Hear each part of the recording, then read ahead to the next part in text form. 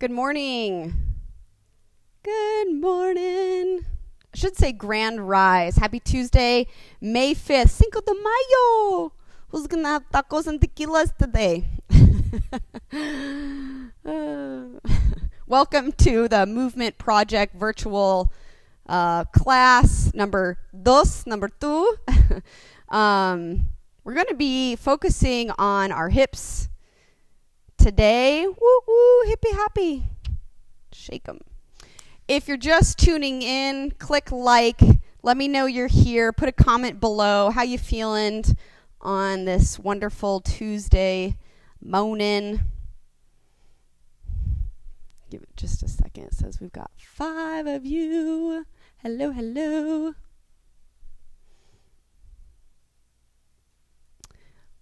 I'm so excited. Got the microphone on today for you guys so you can hear me better.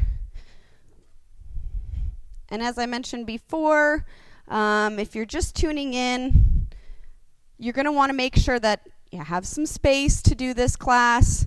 If you have a yoga block or a thick encyclopedia, a beach towel, a small throw blanket, a pretty firm-based maybe throw pillow, all these objects can help today and are encouraged. I'm going to grab another pad.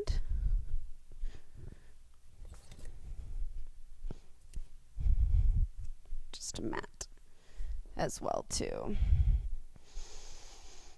So this video you can view later at a later time, so we're going to go ahead and get started.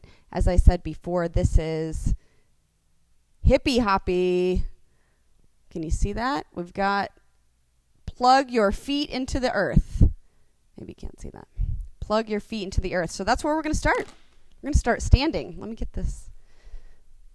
So come up to your feet. Like I said, grand rising today.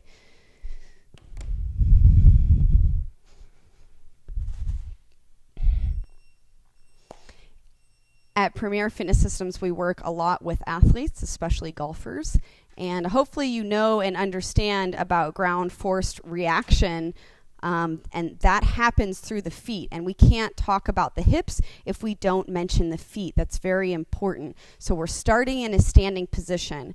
And again, one of the things we do here at Premier Fitness Systems is try to teach our athletes and clients body awareness.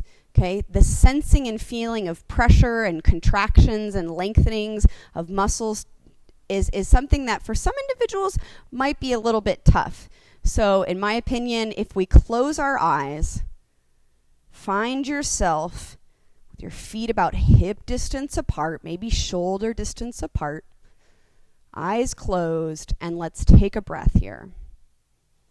Breathing in through the nose, breathing down into the lower base of the spine, breathing through the belly, breathing through the chest, breathing into the collarbones, and then exhaling out through the belly, out through the navel, the lower base, pushing that air out through the chest and through the collarbones, back out through the nose.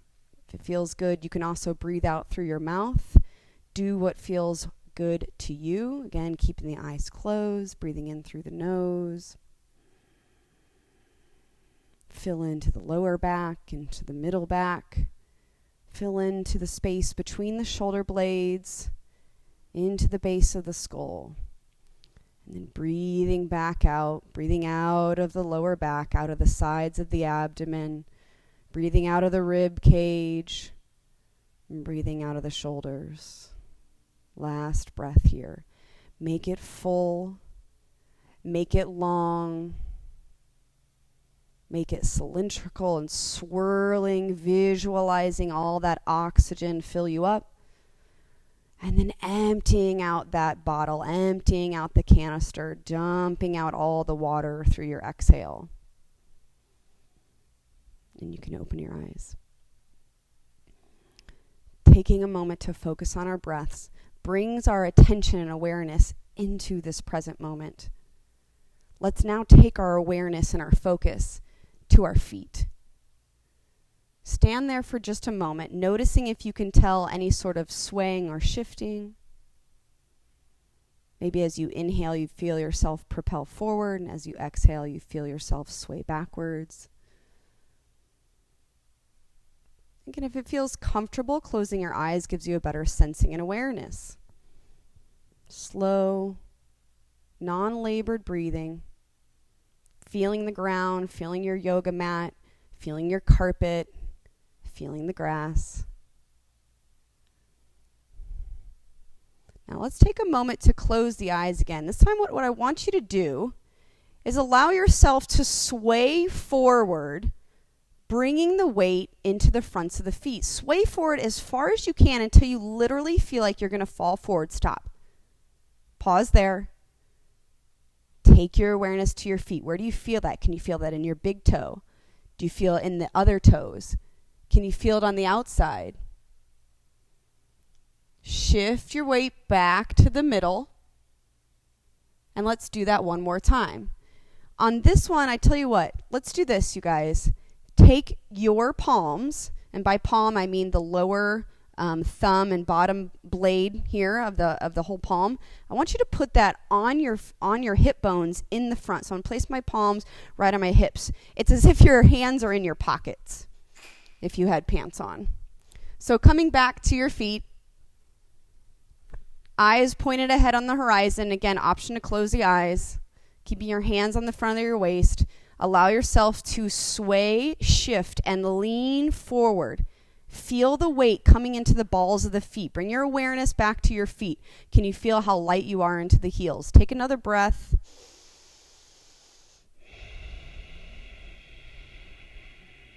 It's okay. Just stay here and breathe. What do you notice? Can you notice the tops of your thighs engaging? As you go through your exhale, can you feel a tensioning or a rigidity in the abdomen or the lower stomach area? One more breath, leaning forward, weight shifted forward. And exhale, bring it back to your center. Take those hands. Good morning, Lisa. Take those hands, and now we're going to move it to the back side of the hips, okay? One thing you can even try, if I had my thumb right on the front of my hip bone, right there in front, wrap my hand to the back side, my pinky roughly will land right on the back of my hip bones on what's called that SI, okay? And again, that's where you want your palm of your hand, that thumb and pinky edge, with the fingertips pointing down. Again, it's as if your hands are now in the back pocket of your jeans. Okay. Now, if that's a little bit difficult to like turn your arm, and I do want your elbows pointing back a little bit here, guys, to open the chest. You can also turn your hands just a little bit out to the side, especially if you know that you just have wide hips. That's okay. That's a great thing. Okay. You can usually have a lot more power if you got wide hips. So turning out a little bit.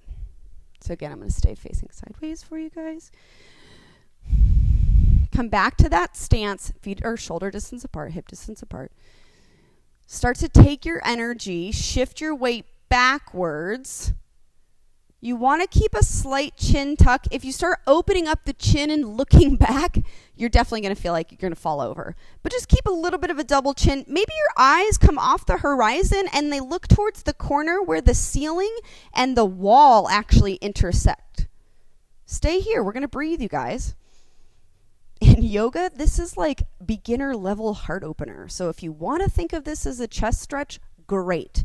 But what I really want you to do is come back to your feet.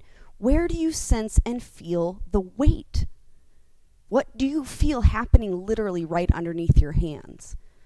Feel your glutes contract as they stop you from falling backwards. Feel that heavy weight. If it's tough for you to feel the weight into your heels, I want you to soften your knees. Stay leaning back. We're going to take another breath here.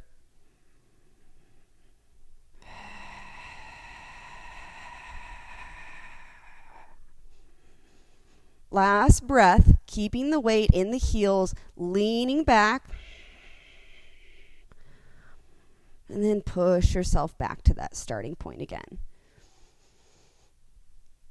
Where I put pressure in my feet, especially if I'm standing, even if I'm in a half kneeling position, any foot position I have into the earth, ground, floor is going to accentuate different parts of this pelvis. So as I mentioned before, your feet are connected to your knees, which are connected to your hips. And today, if we're talking about hips, there's going to have to be an awareness and an understanding of how your foot is evolved. And here's the funny thing, you guys. If you're not barefoot already, make sure that you're barefoot. If you're at home, why are you wearing shoes? You're inside. You don't need them. We call them shoe coffins. Take them off. Free the feet. Let your toes interact with the environment and move around and sense and feel, just like your hands are sensing and feeling all sorts of things all day long. Your hands and your feet tell your brain what's going on in the environment, along with, yes, the other 4 senses as well, too. So, in order to start off with our hippie-happy class, hippie-happy, maybe you just shake it here a little bit. Can you just maybe you just start bouncing around. You guys, it's the morning time, it's Tuesday.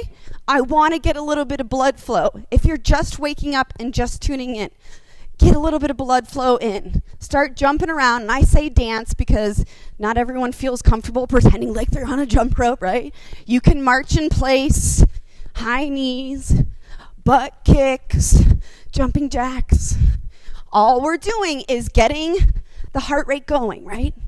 Try to breathe through your nose. I'm not necessarily, because I'm talking. You keep your mouth sealed, please. Nasal breath in and out if you can. It's going to work on your aerobic capacity. You're going to be like an Olympian training as they go up one of the mountains in the Rockies. Altitude training, trying to get better. Keep moving. It takes at least 3 minutes for your heart rate to get elevated enough to start sending all that blood to different parts of your body. Woo! Remember I said, your feet are connected to your hips. So right now, we're getting our feet connected to our hips, our core, that heart, your brain. We're almost there, you guys. Keep moving with me. Side to side, little shuffles, whatever space you have. Jump, jump, jump, jump. Can you feel your calves burning? Is anyone feeling their ankles? Remember I said it's about sensing your body, feeling everything going. We've got last 15 seconds. Good job, Jason, Lisa, keep it going. When no one's home, you can get silly. Get silly. Get silly. 5 seconds. I swear there's a clock behind the camera. I know you guys think I don't count. And recover. Take a moment. Stand on 2 feet. Stay upright. Again, seal your lips if you can. Start drawing long breathing. Slow breathing. Up the down the canister, up that spine, down the spine. To understand or know where you're at, again, in an aerobic capacity, depending on how long it takes for your heart rate to kind of drop after pushing it to a certain beats per minute, tells us a lot about how well you recover. Recovery, the rest period, the rest time, those of you who know Shavasana, right, in yoga, that's where you actually get to draw in all the goodness, all the magic. Good morning, Scott. Good. Oh, wait, I'm trying to replace that. Grand rise, Scott, grand rise. Cinco de Mayo. Good. So those long, slow, steady breaths. Close your eyes again, and just for one last time, feel your feet into the earth. Feel your feet into the ground. Take a moment to soften your knees. Don't lock your knees. Let them go. If any of you have done Tai Chi or Qigong, soft knees, horse stance, that drops me into my pelvis. Okay? Drops me into my pelvis. Lift up all your toes, all 5 toes, pull them back. Pull them back towards the shin, toenails towards the shin, and lay the toes back into the ground. Did you feel anything different in your legs and in your hips? It's just a rhetorical question, but you can talk to the camera, that's fine too. Come back to your hips, come back to your buttocks, and if it helps, ladies and gentlemen, put your hands somewhere on your pelvis.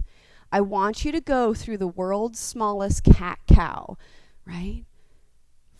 Extension of the spine is here when I accentuate the natural arch and curvature of the low back. Flexion is when I pull the tailbone underneath, scooping the pelvis forward, so to speak, the bottom of it. That's why your knees need to be soft. Moving through what's called an anterior-posterior tilt. Anterior-posterior tilt. And again, if you're not sure what I'm talking about, just look at the camera. Look at the screen, right? The tailbone sticks back as if I have a tail. Look, I'm going to go for a hinge when I do that. Hinge. It scoops under when I'm going to go forward or drop down. Okay, so now we're going to add that movement in. So now we're going through flexion, going into that anterior tilt, posterior tuck, and now I'm staying in extension, dropping, letting my knees bend, and then that's about as far as I can go and come back. One more. So now we're taking the pelvis and moving it through this anterior-posterior tuck, and your spine is coming along for the ride. Hinge, soft knees, so that you can hinge and move, glide the pelvis. Then the pelvis locks, knee drive forward, lean back a little bit, or try to go down into a squat. That's another. Good. One more while we're in our standing position.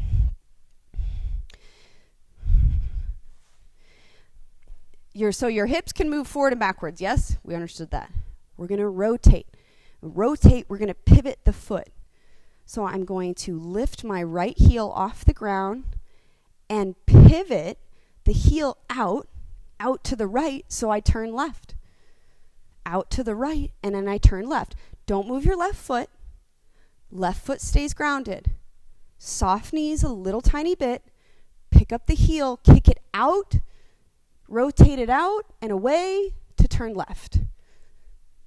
You're rotating both hips, technically. The right one is coming in order to rotate into the left one. I should say the right femur's fixed. Anyway, so this is left rotation, okay? And your spine's coming with you for the ride, right? So let's do right side rotation, excuse me. So pick up the heel, knees are a little bit soft, turn, pivot, rotate to the right. Rotate to the right. By internally rotating the left hip, I rotate into my right. That's called right side loading. We just did left side loading. Remember I said your hips rotate. Your hips go forward and backwards, but they also rotate. I think this is really important to understand, again, how it happens with the feet. If I don't push through the ball of my foot, if I come up onto my tippy toe and just turn, that's not me connecting to that hip. So again, if you're barefoot, that's why this helps. You flex through the toes, push through the ground, and then you rotate to that direction. Okay? Let's come down to the floor.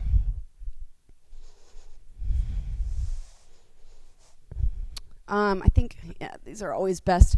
I think for a lot of you at home, it's best to see me, I think, sideways. So, good morning, or grand rise, Sean. We're going to be working in a half kneeling position, okay?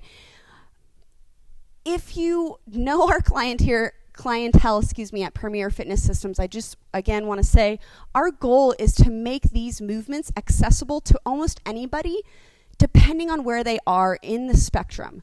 So we work with many people that are a little bit in their golden ages, 60 plus, or if you've been sitting a lot because of quarantine or working from home more, or if you've been moving more because you have more time to be active. Yes, all of the mobility is good for both of those individuals, right? We do active mobility, and so we're teaching our clients and athletes how to sense and feel, okay? So if you have a block handy, if you have that pillow, that rolled blanket, that folded up, beach towels are great because they're like kind of firm, you know? And then you can like literally make them like, 3 inches. So you might need to put something like that underneath your knee. It could be that when you do that, you level your hips a little bit more. You bring them into a position that is more ideal to actually emphasize the lines of tissue that we need, okay? So again, it's also helpful if you have trouble flexing your ankle and getting your ball of foot and your 5 toes to come underneath your foot, because we're going to have to push through that at some point.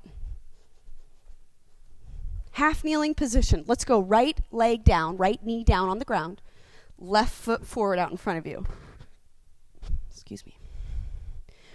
For this, we do ideally still want the ankle and the knee structure lined up. So we're going to call that a 90 degrees, not only at my ankle joint, foot to tibia, but then also that tibia to humerus or femur bone, excuse me. Right knee down. Tuck the foot underneath. Tuck the foot underneath, right? So pressing through the ball of foot in the back, as you press through that ball of foot, that's going to drive you into a slight posterior tilt. So the tailbone scoops underneath, and if you put your hand on your butt, your butt's going to engage there. That's going to contract and shorten, so your butt's going to become rigid. Lengthening through the front side of that right thigh. Great. Now we're going to keep that. Don't lose that. Let's shift our attention over to the left foot in the front. Pick up all 5 toes. Lay all 5 toes back down. Now imagine your foot is inside your shoe and just gently slide your foot backwards. There's an imaginary magnet between your left heel and your left hamstring. Stay here, you guys. This is active mobilization. In order to get length through the front of my right hip, if you want a right hip flexor stretch, then you need to tuck under here, squeeze, and generate tension on the other parts of the body in order to create the length. You want more intensity? Reach the right arm to the sky. You want more intensity? Flex the hand backwards. So pull the fingernails towards the outside of that forearm, essentially pressing the palm through the sky. Drive the left arm down into the floor, pinky side edge towards the back, so the palm is facing in. Good breathing, and they don't have to be exaggerated like mine. I exaggerate my movements and my breath so that you can create the awareness inside of you, okay? And with me. So, it's a 3-way hip flexor stretch. That's all just mostly through the front anterior chain. Here's what we're going to do. We're going to rotate that back leg. Remember I said your hips rotate. So if I face the camera, I'm going to rotate my right leg so that my ankle bone sweeps inward and my knee is starting to rotate outward, or it seems as though my right hip is rotated out towards the right side. For Scott and some of my coaches out there, external rotation on the right hip is what we're going for. External rotation on that right hip. Okay? Now, we still want to keep some engagement of the glutes. This is now emphasizing glute medius, which is actually, for some of you, what you should or maybe start to feel is more of a stretch. Rather than being so directly down the center, it's more of a stretch coming in towards what's called the medial side or the inner thigh. So you may feel that in an adductor or groin. If not, you certainly can also practice shift your weight more towards your left foot. Just subtly take your spine with you and shift everything just a little bit towards the left. Does that change it? Can you feel that there more? Again, if you want more intensity, we're going to take the right arm not up to the sky, but out in front. So reach the right arm away from you, right over that left knee, line it up.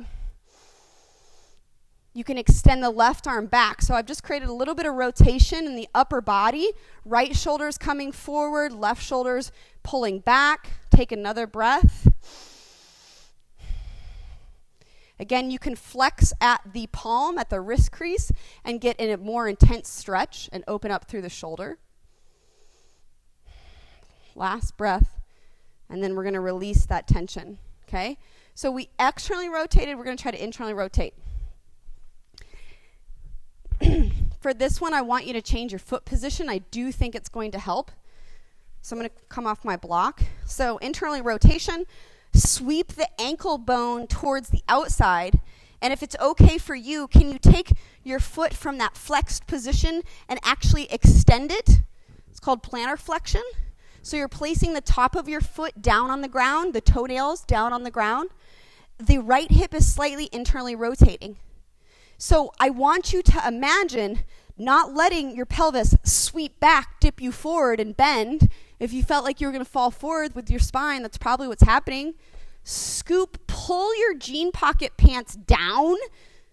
Pull that pocket underneath, scoop, and imagine squeezing your two legs towards you, towards each other, towards the midline. Whew. Air conditioning's not on. I'm near a wall, it kind of helps, okay? But again, we're going to work on a slight rotational reach if you want more intensity. If you're already having trouble keeping your balance, just stay here, you're fine. Butt tucked under, strength through that left foot. I can rotate, reach forward with the right, maybe even flex the hand, and I can reach back. I want your thumb on your left arm pointing down towards the ground. Now I'm trying to talk with you and at you to the camera, but those of you at home following along, you can certainly work on head rotation. Now, as soon as I change my gaze, it's a whole new game, you guys. It is a progression to be able to take your eyeballs and direct your head into the opposite or different direction that your body is going toward. Make sense? Who played sports? It's really tough to be looking this way and going left, looking right and going left. That's a progression to take your focus, your gaze, your dristi off the direction that it seems your body's moving into. But it can also give you different stimulus. Okay, I want you to come up, shake it out. Or at least I have to. But for me, I'm also going to face the other way, I think, for the camera. So now we're going to have the left knee down, okay, and the right leg forward, right foot forward. If you need a moment here, because a lot of the population out there is right-handed, so I think it's interesting to take a little bit more time on this left side. So practice going from, we talked about this earlier, anterior, posterior tilt. Anterior, I let my tailbone fly like I'm an animal. Do-do-do, shake it about, okay? Then I also tuck my tailbone underneath like the dog who's in trouble and knows he is, right? What do you guys, raise your hand if you know what I'm talking about. He scoops the tailbone under, oh, I'm so sorry. I didn't mean to chew up your pillow. Thankfully, my dog doesn't do that, even though he's a boxer. He's pretty well behaved. So anterior, posterior tuck, you're just touching base with how well does your pelvis move, right? We're going for a slight posterior tuck here, so an engagement of the left glute.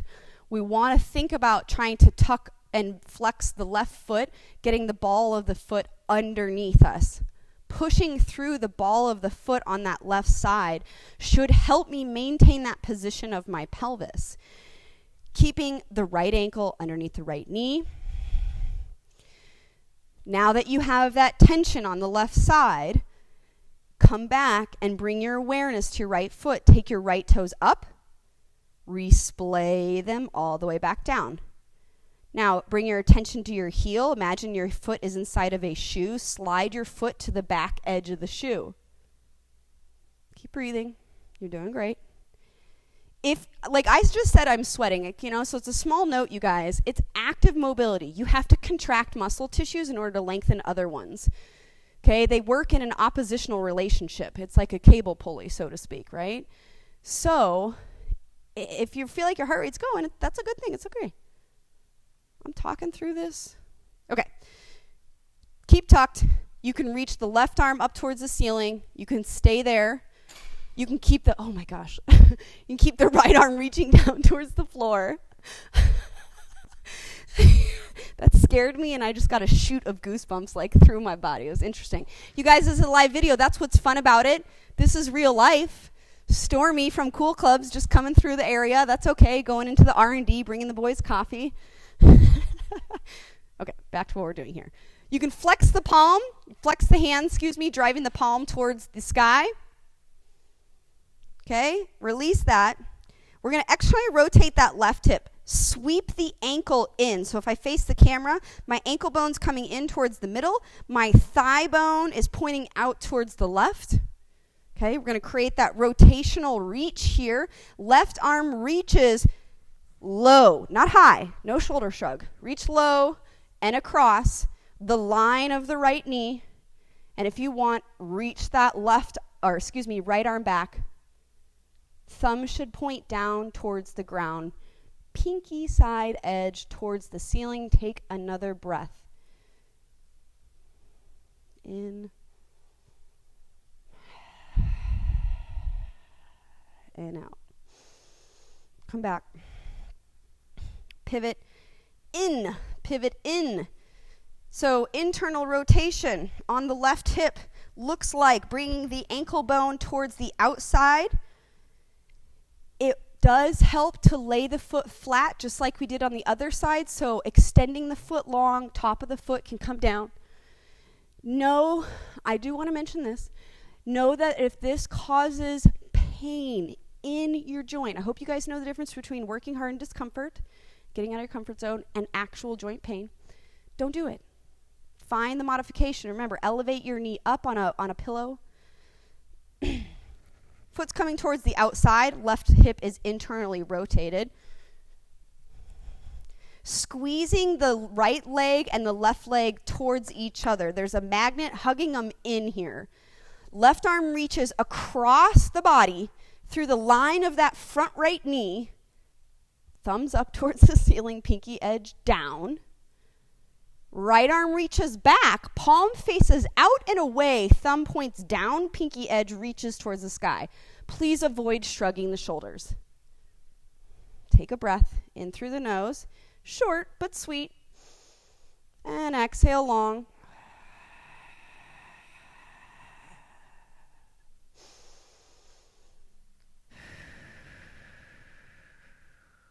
One more.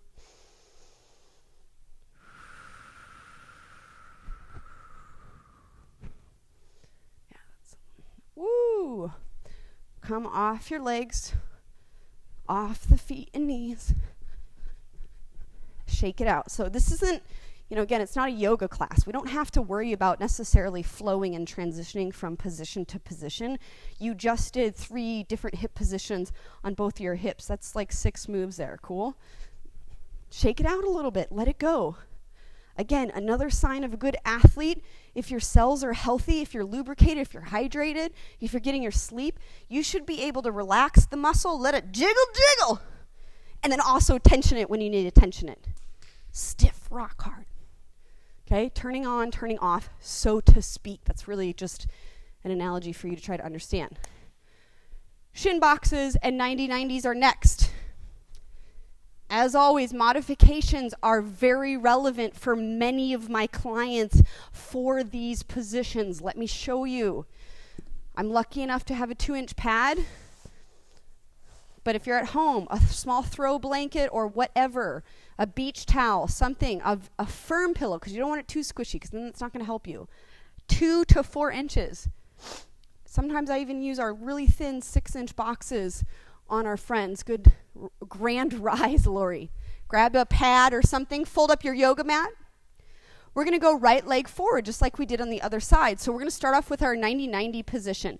So the right leg forward, if I were to be in that half kneel position, I can drop the right knee down and lay the outside of my leg onto the floor, propping my right butt cheek up on my prop, just my butt cheek on the right side and some of my femur bone. The left leg is sweeping back behind me. This is why they call it 90-90 if you've never done this before. Flex the ankle, so bring the toes towards the shin bone. The knees flex to a 90-degree angle. The hip, or at least the thigh bone relative to the hip itself, the pelvis, is not also 90, okay? We're on our right side. The right leg is in the front. If you're a golfer at home, if you're even my baseball guy or whatever, those of you who are athletes, this is what we call right side loaded. We're in the right hip for the most part. It's my lead leg. Left is my trail. loaded into the right. So pitch ever so slightly, just a little bit forward. I bet most of you, if you have a tight hip, that's going to help you. Slightly pitch forward. Slightly pitch forward. That's going to help you pressurize through the outside of that right leg. If you need assistance, place your fingertips right on the ground in front of you. I've got my left hand by the bottom of my right foot. I have my right fingertips outside my right knee. Take a breath.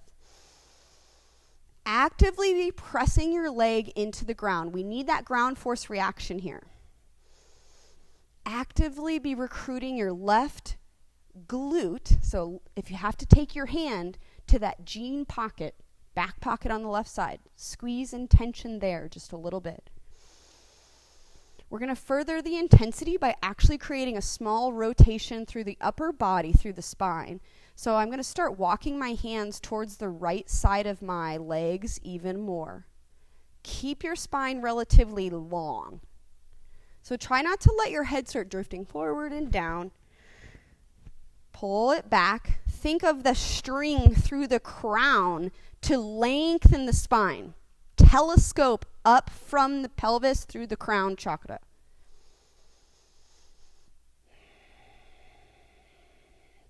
You want more intensity if you feel like it, or maybe you just want to notice how it feels if you come down to your right elbow. So I place my right forearm on the ground. Reach the left arm up, over, and long. Take a breath here, in through the nose, short and sweet. And exhale long. Active mobility requires effort, requires an understanding of how the body works. Normally these things should be automatic, but sometimes just simply driving your awareness there, your body picks up attunement to it. That's what it means by turning something on, okay? Because your muscles are never really on or off. Just which ones are more emphasized, which ones are not as emphasized. Come back up to the right hand. We're going to take a couple strokes with this left arm. So let's inhale and reach back. Look back. Don't let your left hip fall back. And then exhale. Try to bring your left hand underneath the right palm. I'm just sliding it in. Pull the left shoulder down, down, down. And come back. Inhale, reaching up. Turn the eyes, turn the head, look towards that left hand. Do not let the left hip fall back. Drive the left hip forward, drive the right knee down into the ground. Exhale, sweep it. We're going to scoop the left palm underneath the right palm. Smash it down, hold the fingers. Drive the left shoulder towards the floor by pushing through the right hand.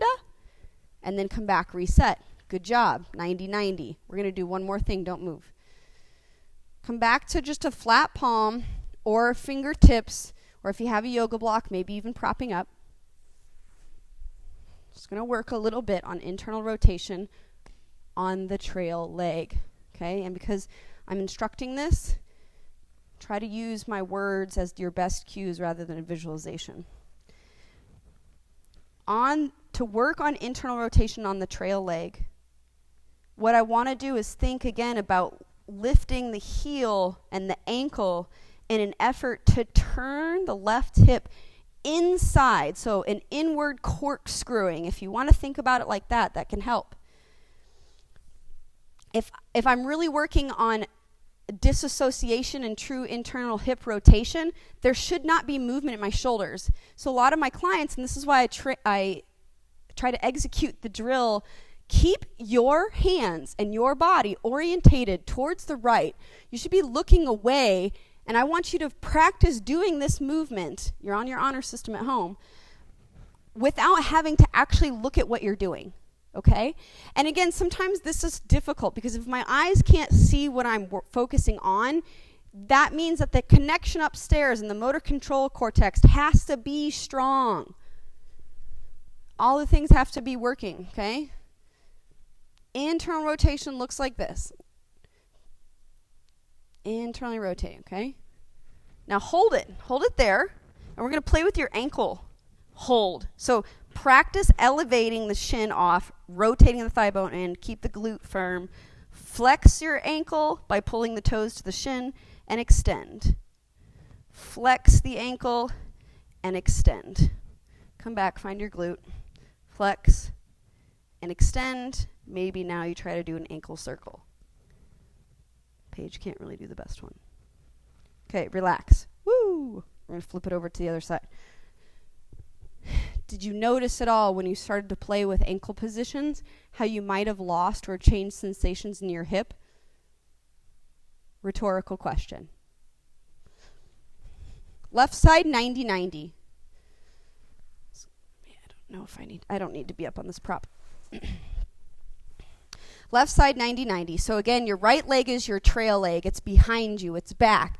The right foot is flexed, the ankle bone, right? So pull the toes to the shin. The knee is in line with the hip socket where the femur inserts. The right hip is kind of rolling forward. Okay? Remember I said before, if you know that you have a little bit of tight hips, you might need to slightly lean into it. Just ever so slightly. You don't have to fight hard to be in a vertical position with your spine. In fact, a lot of times that's what I would call bad posture because you're overarching in your back. We want the spine quote unquote neutral if we can. That means the rib cage is stacked directly over the pelvis, so the whole torso is moving as a canister, as a cylinder, top, bottom, left, right, okay? So lean a little bit forward, out on this. We're going to do the same thing we did on the other side. Take a couple breaths here. Heavy, heavy into the left side, pushing down through the outside of the left leg, the ankle, the knee, and the outside of that hip. We're going to rotate the hands over towards the left. So we're creating upper body rotation. Double check in with the hands. Make sure you plug in through the first knuckle, pinky knuckle, and the thumb crease area. Take another breath.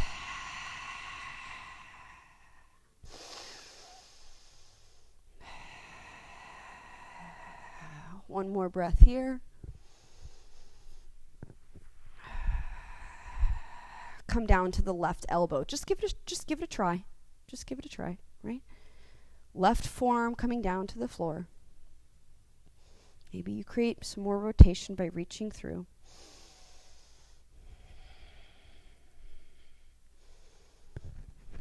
We want to keep pulling that right hip forward. A lot of times in my classes I see that right hip come back. So pull it forward, rotate it in. And maybe, just maybe, the hip bone, so if you come back, put your hand on the front of your pocket, has slid down and away. Slide the hip up into the socket a little bit to be more accentuated on top of that left hip. Just think about that for a minute. Right butt squeeze. Come back to the left hand. So keep the left arm plugged into the side. Now make sure you're not arching like this.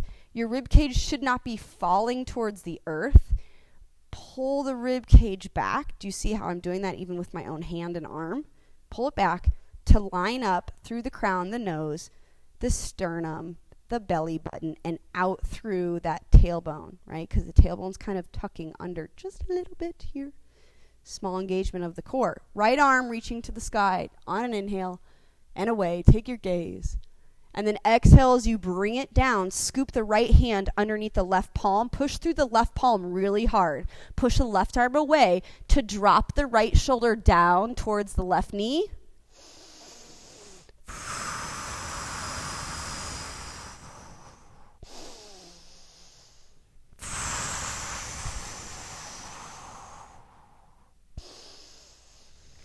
Inhale, reaches up, look up, rotate, open the shoulders. Do not lose that right hip. Remember I said don't let it pull back. Keep it forward. Exhale, dive down. Hand comes underneath. Right palm facing into the left. Press through the left. Smash the right hand and drive the right shoulder towards the floor by pushing through that left. Take a breath.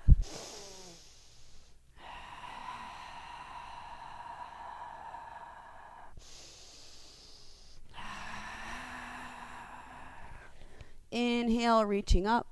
Exhale, last one on this side. So again, we're looking for a little bit of a stretch on the outside of the right shoulder. So maybe that's what you're enjoying. You could be enjoying that beautiful opening of the right side rib cage and the right lower back area, especially if you're really holding on to that pelvis nice and firm. There's a tensioning on the left side obliques, so try to keep the left shoulder plugged down towards the left hip. Release that tension. We're going to come back up off the ground. Shake it out. Shake it, shake it. Taco Tuesday.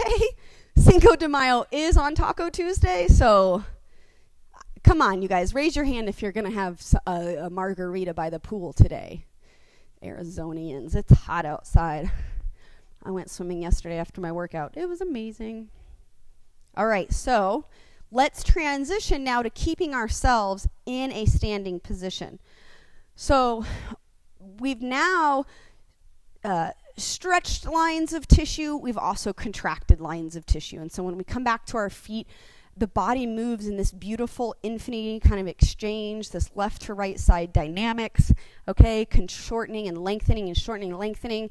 The best thing you can think about is the rubber band. I pull back on the rubber band, and when I let go, all that kinetic energy that I've created, boom, that rocket goes flying, right? Same thing. Pull my arm back to throw a ball, kinetic energy, and then boom.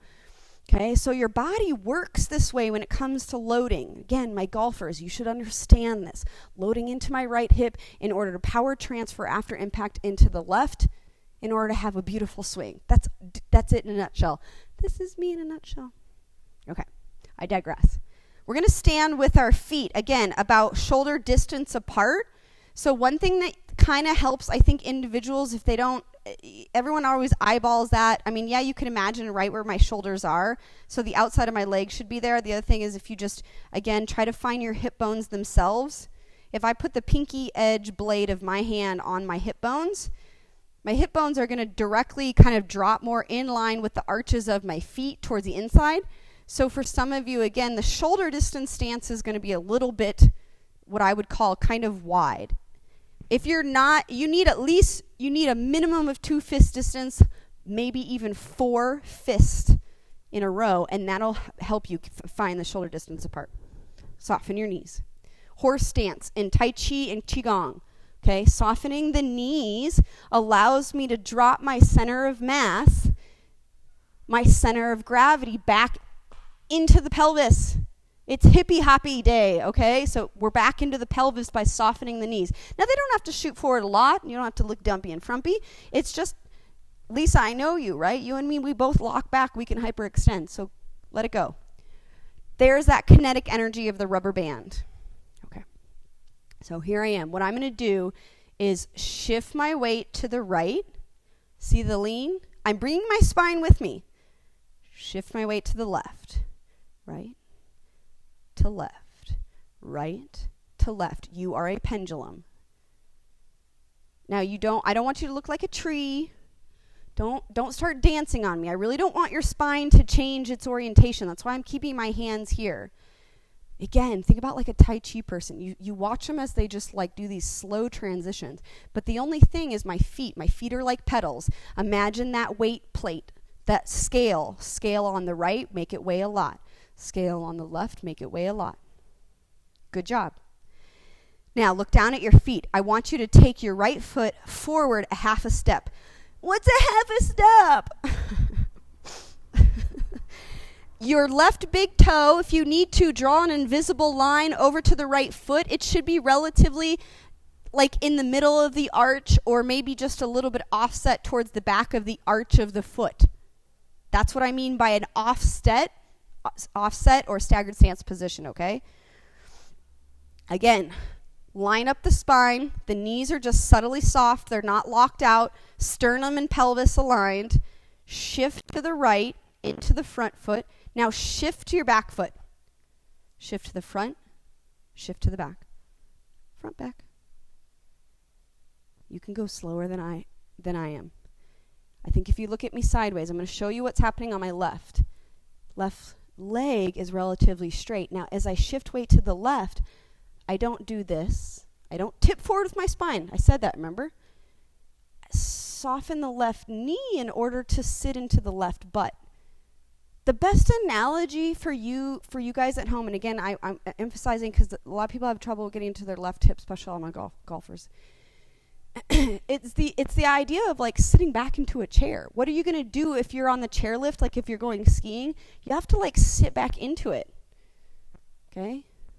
Sit back into it, but you have to try to keep your spine over your pelvis. You have to keep your rib cage coming with you, not away from you, not against you in essence.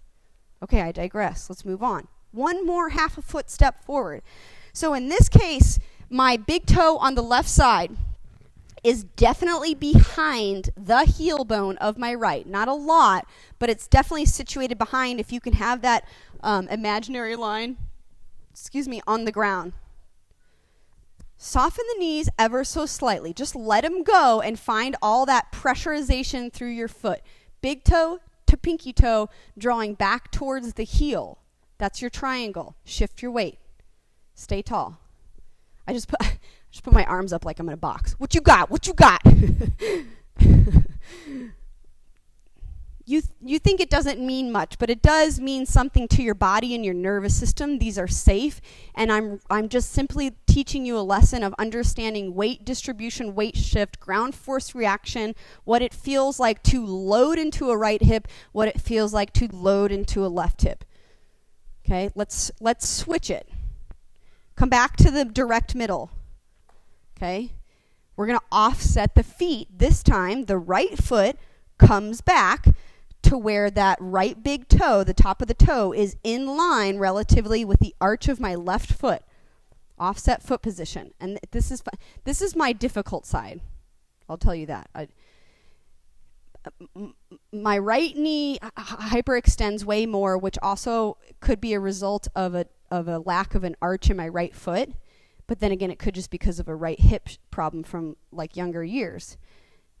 I have to go way slower as I'm transitioning from left to right here. And this is just me personally giving you a personal experience.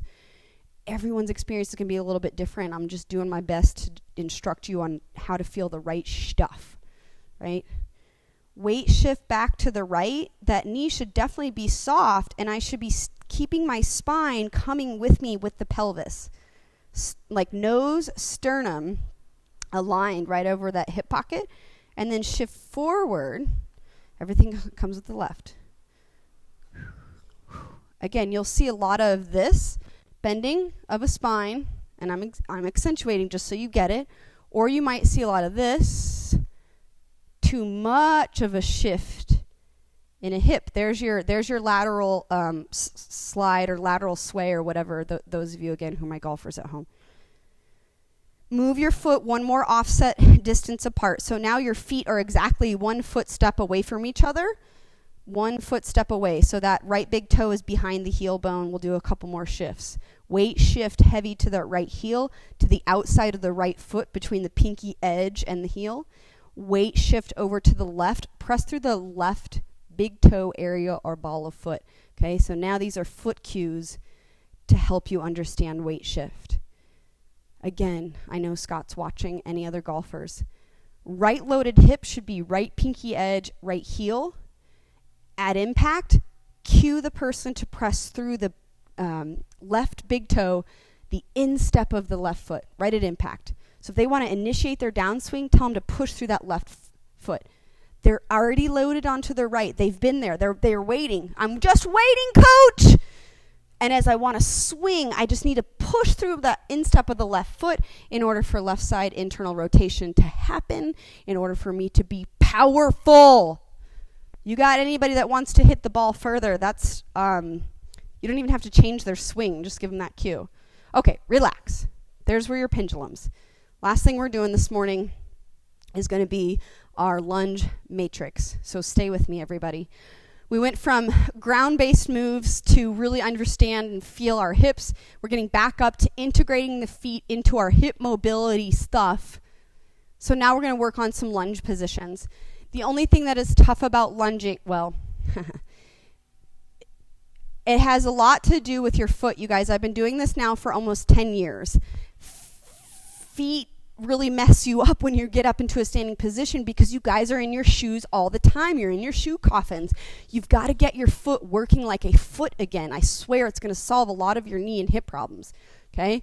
Don't ask me, ask Lisa who's watching.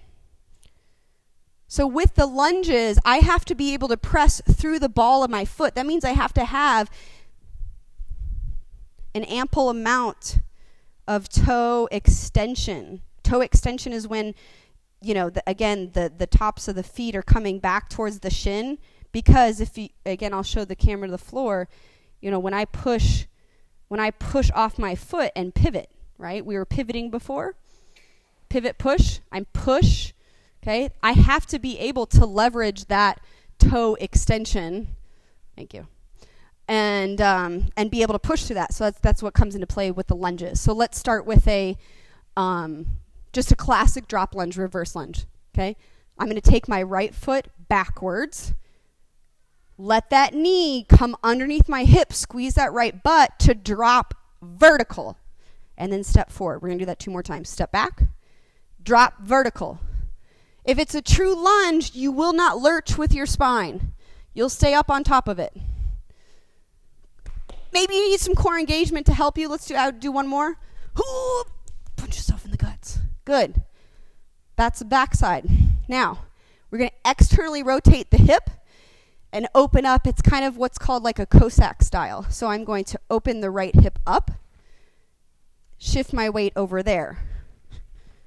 Come back. So this one actually doesn't require that toe extension, but it's still important. I got to really eventually find how to press through the heel to push me back to my left. Okay, so I'll face the camera. I want to open up to externally rotate, shift my weight over to the right, and then come back to my start. Okay, we'll go forward.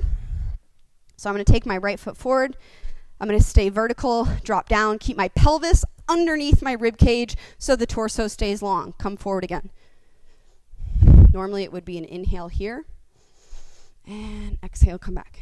Inhale to initiate, and exhale, come back. Okay? So now we're going to go for a curtsy or a rotational kind of movement. So the right hip's going to drop behind for my curtsy. So ideally the right foot crosses the plane of the left. I still have to plant through the ball of foot. Here's something I want you to understand. I know you.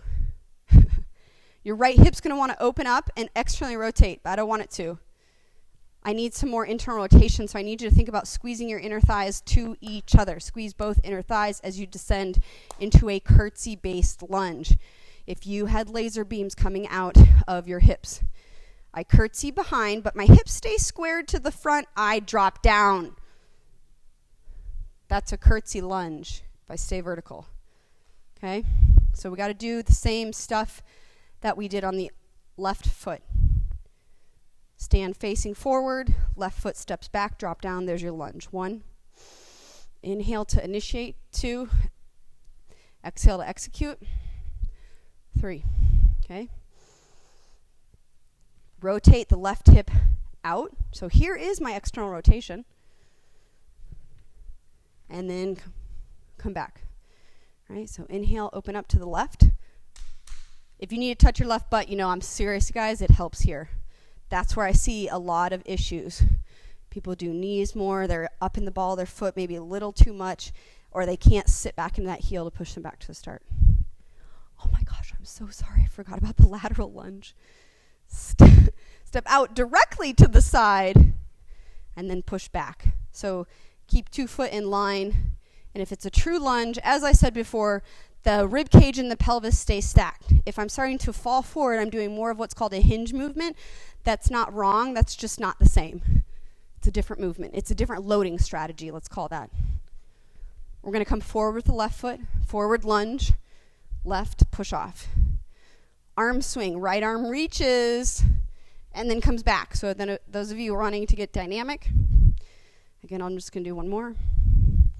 Okay, and then again the curtsy. So this is where I said this is more about internal rotation if you really think about it more than an external. So left foot crosses behind, but my pelvis stays shooting forward. So get your guns out, get your slingers, and then you try to stay vertical and drop.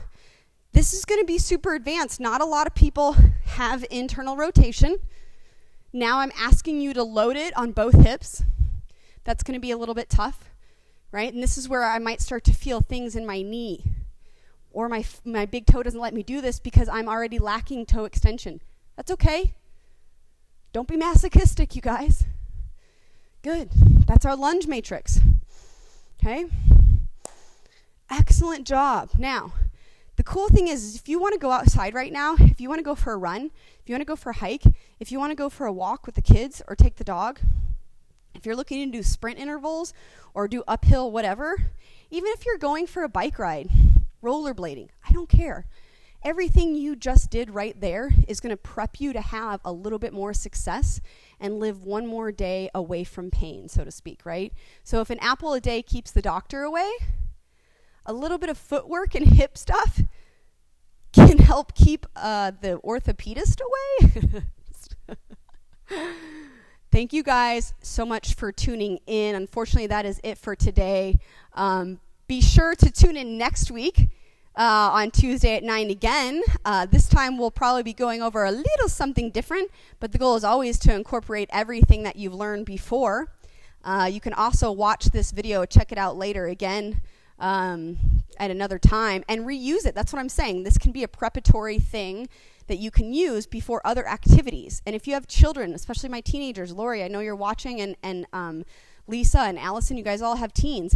They can use this video to get them ready for sport, or if they're complaining of something, plug it in, do it as a family, you guys. Create connection. We're obviously still under quarantine for a little bit longer here in Arizona, supposedly until the May 15th. And then lastly, if you're enjoying everything that I'm offering, remember I am accepting donations. You guys, I love doing this stuff, so it's certainly not a requirement, but supporting your local businesses does help. And also, if you can't support financially, again, sharing this video with friends and family members, making sure that you do check out our YouTube page. We'll be having a new blog come out on Premier Fitness Systems www. Great blog talking about our personalized programs, because as you know, all of us here are very used to working with everybody one-on-one, and we have an awesome application that allows you to have a successful program at home that'll keep pain at bay, keep your joints healthy, keep you strong, keep you mentally resilient as well too. And so if that's something that you're interested in, remember you can always put something in the comments or send a direct message to Premier Fitness Systems directly. So thank you so much once again, and have a wonderful Cinco de Mayo. Mwah.